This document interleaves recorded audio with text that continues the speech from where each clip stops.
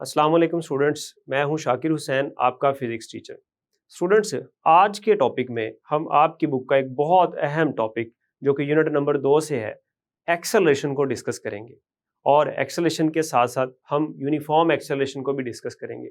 तो students, acceleration को detail से डिस्कस करने के लिए आइए चलते हैं लाइट बोर्ड की तरफ। तो स्टूडेंट्स, एक्सेलरेशन क्या होता है?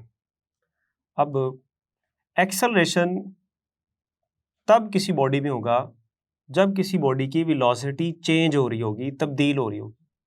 अब वेलोसिटी में तब्दीली स्टूडेंट्स दो तरह से हो सकती है। वेलोसिटी में आपको पता है ये एक वेक्टर मिकदार है। तो जब कोई वेक्टर मिकदार होती है तो उसमें दो चीज़ें हमें पता होती हैं, एक उसकी सिमत और दूसरा उसका मैग्नीट्यूड यानी कि उसकी मिकदार। तो स्टूडेंट्स, अगर किसी जिस्म की वेलोसिटी तब्दील हो रही है यानी कि उसकी मिकदार में तब्दीली आ रही है या उसकी सिमत तब्दील हो रही है, तो दोनों सूरतों में हम कहेंगे कि इसमें एक्सेलरेशन है। मिसाल के तौर पर एक्सेलरेशन को आसान लफ्ज़ों में समझने के लिए मैं आपको ये मिसाल दे देता हूँ। आप कहते हैं कि गाड़ी एक्सेलरेट कर रही है। अब ये जो वेलोसिटी है, ये वेलोसिटी कैसे बढ़ रही होती है? ये विद रिस्पेक्ट टू टाइम यानी कि वक्त के हिसाब से बढ़ रही होती है। 1 सेकंड बाद उसमें कितनी तब्दीली आ रही है हम इसको देखते हैं, या 1 मिनट बाद उसमें कितनी तब्दीली आ रही है हम इसको देखते हैं, या इवन 1 घंटे बाद उसमें कितनी तब्दीली आ रही है हम ये भी देख सकते हैं। तो स्टूडेंट्स, एक्सेलरेशन की सबसे पहले तारीफ करते हैं कि एक्सेलरेशन होता क्या है। तो इसकी तारीफ यूं की जा सकती है, किसी जिस्म की वेलोसिटी में तब्दीली की शरह को एक्सेलरेशन कहते हैं। तो ये स्टूडेंट इसकी डेफिनेशन है कि किसी जिस्म की वेलोसिटी में तब्दीली की शरह को। अब शरह का क्या मतलब होता है? शरह वहाँ वक्त लगाते हैं जहां हम बात कर रहे होते हैं वक्त के लिहाज से, with respect to time.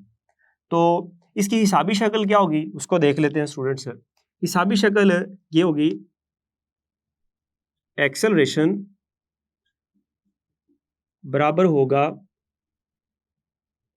Velocity में तब्दीली बटे वक्त। ठीक है, इसको अलामती तौर पर हम यूं लिख सकते हैं, एक्सेलरेशन को हम ए बराबर आखिरी वेलोसिटी माइनस इब्तदाई वेलोसिटी बटे वक्त, या ए बराबर v f minus v i over T.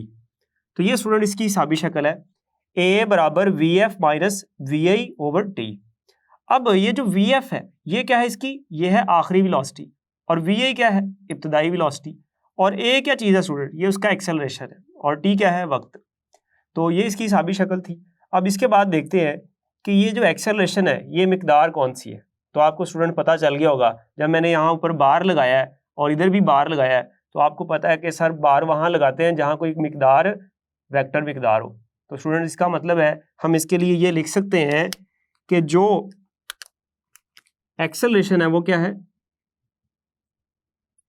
Vector मिकदार है। कौन सी मिकदार है? वेक्टर। और उसके बाद इसका यूनिट क्या होगा? तो यूनिट निकालने के लिए स्टूडेंट्स आपको याद होगा हम फॉर्मूला देखते हैं। यहाँ से देखें, यहाँ फॉर्मूला में ऊपर क्या है? वेलोसिटी में तब्दीली। चाहे वेलोसिटी में तब्दीली आ रही है, वेलोसिटी चेंज हो रही है तो ऊपर वेलोसिटी, तो वेलोसिटी का यूनिट होता है मीटर फी सेकंड, और नीचे वक्त है तो इसका यूनिट होगा सेकंड। अब इस सेकंड की पावर 1 है, जब इसको ऊपर लेके जाएंगे तो ये आ जाएगा मीटर फी सेकंड, या इसको हम लिख सकते हैं मीटर पर सेकंड स्क्वायर। तो इसका यूनिट हो जाएगा मीटर फी सेकंड,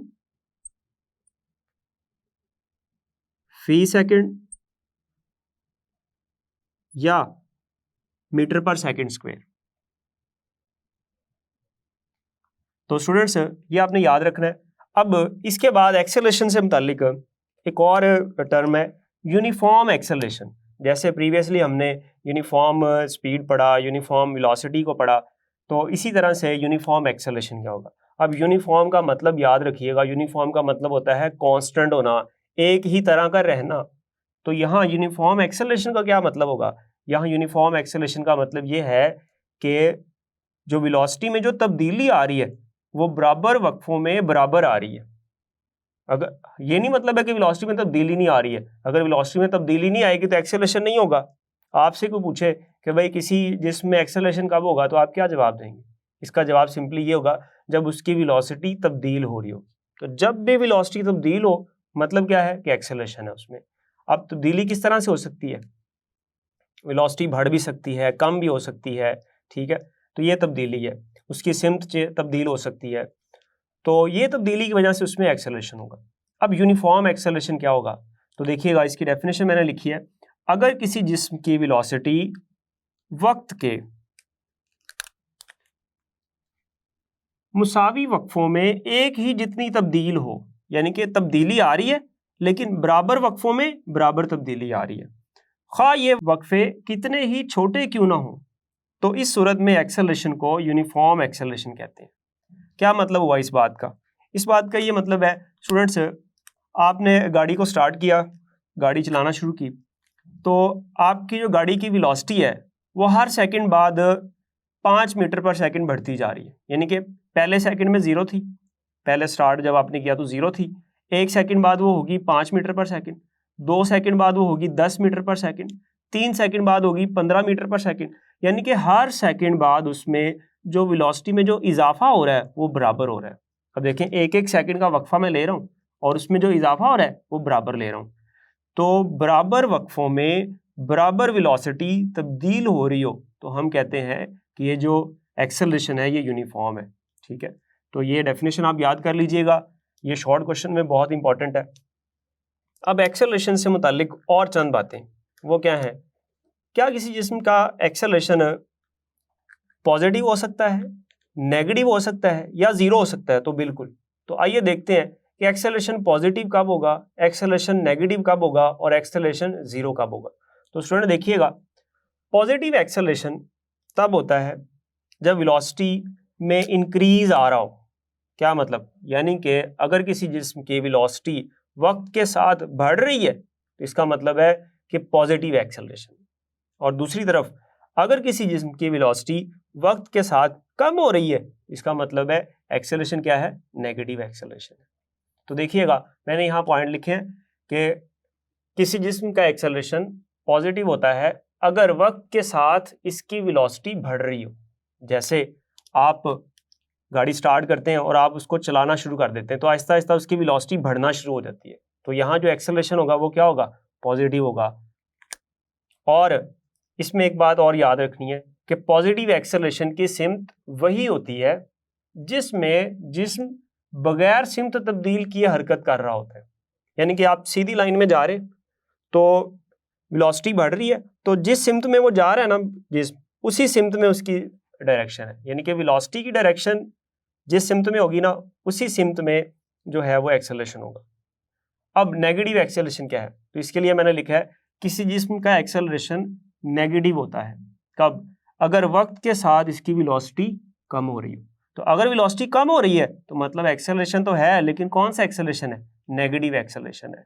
और एक और बात, जैसे हमने यहाँ इसके लिए लिखी थी वही बात इसके लिए भी हम लिखते हैं नेगेटिव एक्सेलरेशन के लिए। तो ये क्या है कि नेगेटिव एक्सेलरेशन की सिमत उस सिमत के मुखालिफ होती है, किस, जिसमें जिस्म हरकत कर रहा होता है।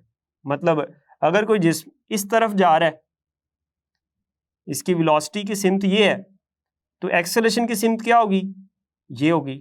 और ये एक्सेलरेशन कौन सा होगा, ये नेगेटिव एक्सेलरेशन होगा।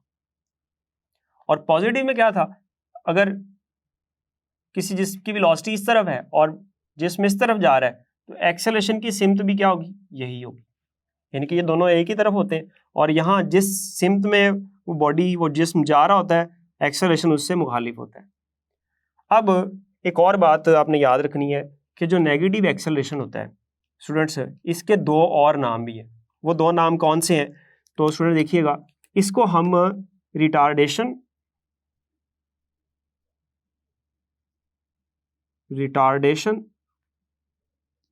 या डीसेलरेशन भी बोलते हैं। तो ये दो नाम और हैं, एक का आपने याद रखना है रिटार्डेशन और दूसरा आपने नाम याद रखना है डीसेलरेशन। तो चाहे वो बात करें, जैसे आपको एक मुख्तसर सवाल पूछा जा सकता है कि रिटार्डेशन की तारीफ करें, या आपसे पूछा जा सकता है डीसेलरेशन की तारीफ करें, या आपसे पूछा जा सकता है नेगेटिव एक्सेलरेशन से क्या मुराद है। तो स्टूडेंट्स इन तीनों सवालों का जवाब एक ही होगा, ये वाला जो मैंने आपको बता दिया कि नेगेटिव एक्सेलरेशन कब होगा, जब बॉडी की वेलोसिटी, जिस्म की वेलोसिटी कम हो रही है। और साथ में ये पॉइंट भी आप लिख दीजिएगा। अब तीसरी बात जो एक्सेलरेशन के हवाले से हमने करनी है वो है कि किसी जिस्म का एक्सेलरेशन जीरो कब हो सकता है। तो स्टूडेंट्स याद रखिएगा, किसी जिस्म का एक्सेलरेशन जीरो तब होगा जब उसकी वेलोसिटी में तब्दीली नहीं आ रही। अगर उसकी वेलोसिटी कांस्टेंट है, अब वेलोसिटी कांस्टेंट किस केस में हो सकती है? एक तो ये है कि वो जिस्म हरकत ही ना करे, ठीक है, वो रुका ही रहे, तो अब तो उसमें एक्सेलरेशन नहीं है। क्यों नहीं है? क्योंकि वेलोसिटी तब्दील नहीं हो रही। अब दूसरा केस क्या हो सकता है? दूसरा केस ये हो सकता है कि जिस्म हरकत तो कर रहा है, मूव तो कर रहा है, लेकिन उसकी वेलोसिटी तब्दील नहीं हो रही, यानी कि वो जिस्म यूनिफॉर्म वेलोसिटी से, कांस्टेंट वेलोसिटी से मूव कर रहा है और सेम एक ही सिमत में जा रहा है वो। तो अब इस केस में उसका जो एक्सेलरेशन होगा जीरो होगा। तो जीरो एक्सेलरेशन के लिए हम ये लिख सकते हैं कि अगर कोई जिस्म कांस्टेंट वेलोसिटी से हरकत कर रहा हो तो उसका एक्सेलरेशन जीरो होगा। ठीक है जी।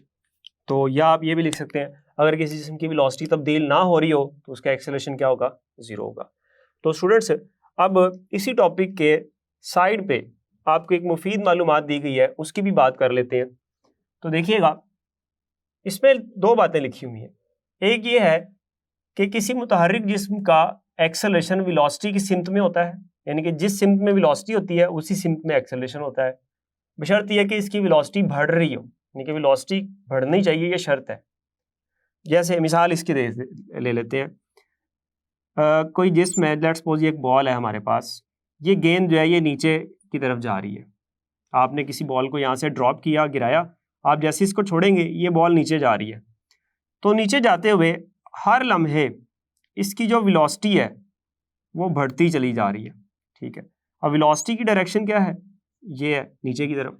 और जो एक्सेलरेशन होगा, अब यहाँ जो एक्सेलरेशन होता है ना स्टूडेंट्स, वो ग्रेविटेशनल एक्सेलरेशन होता है, और इसकी सिमत किधर होगी?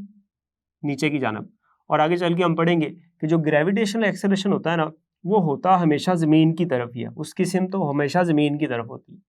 क्यों? वेलोसिटी बढ़ रही है, ये देखें आहिस्ता आहिस्ता तेज़ होता चला जाएगा। तो जब वेलोसिटी बढ़ रही है तो वेलोसिटी की सिमत किस तरफ है? नीचे की तरफ। और एक्सेलरेशन की सिमत भी किधर है? नीचे की तरफ।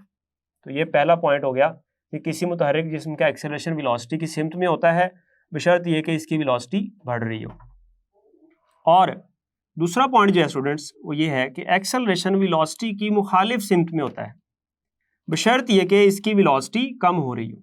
क्या मतलब हुआ इस बात का? तो दूसरा पॉइंट स्टूडेंट क्या है कि एक्सेलरेशन वेलोसिटी की मुखालिफ सिमत में होता है, बशर्त ये कि इसकी वेलोसिटी कम हो रही हो। पहले केस में हमने एक बॉल को नीचे गिराया था, यानी कि छोड़ा था ऐसे किसी ख़ास बुलंदी से, तो ये नीचे जाते जाते इसकी स्पीड बढ़ रही है, हर लम्हा बढ़ रही है। और दूसरा केस क्या हो सकता है कि आप किसी ऑब्जेक्ट को नीचे से ऊपर की तरफ थ्रो करते हैं। आपके पास कोई ऑब्जेक्ट है, आप उसको ऊपर की तरफ ऐसे थ्रो करते हैं। अब वो ऊपर जा रहा है, जैसे जैसे वो ऊपर जाएगा तो स्टूडेंट्स उसकी जो वेलोसिटी है वो क्या होती जाएगी? कम होती जाएगी। अब वेलोसिटी की सिमत किस तरफ है? चाहे वो कम हो रही है तो ऊपर की तरफ, बॉल ऊपर की तरफ जा रही है, लेकिन जो एक्सेलरेशन है, एक्सेलरेशन ग्रेविटी की वजह से जो एक्सेलरेशन होता है मैंने बताया वो किस तरफ होता है, हमेशा नीचे की जानिब होता है। तो एक्सेलरेशन जो है वो हमेशा किधर होगा, नीचे की जानिब। तो आप देखें वेलोसिटी ऊपर की तरफ है और एक्सेलरेशन किधर है, नीचे की जानिब। अब वेलोसिटी कम भी हो रही है, जैसे जैसे ऊपर जाएगा वो आहिस्ता आहिस्ता स्लो होता जाएगा, आहिस्ता होता जाएगा। तो ये बात क्लियर होगी कि एक्सेलरेशन वेलोसिटी की मुखालिफ सिमत में होता है, बशर्त ये कि इसकी वेलोसिटी कम हो रही हो। तो ये था स्टूडेंट्स आज का लेक्चर। अगले लेक्चर में जल्द हाजिर होंगे, तब तक के लिए अल्लाह हाफिज़। स्टूडेंट्स हमने आज जाना कि एक्सेलरेशन क्या होता है, यूनिफॉर्म एक्सेलरेशन को भी जाना। तो स्टूडेंट्स उम्मीद है आपको ये लेक्चर समझ आया होगा। अगले लेक्चर में जल्द मिलेंगे, तब तक के लिए अल्लाह हाफिज़।